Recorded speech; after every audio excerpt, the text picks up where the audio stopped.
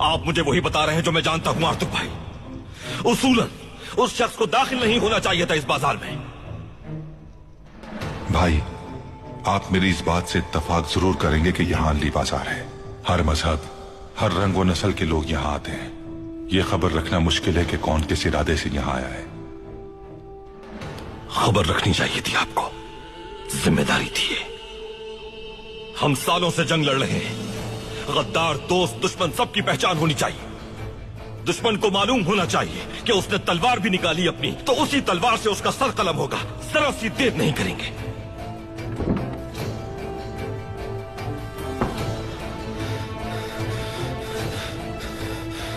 भाई,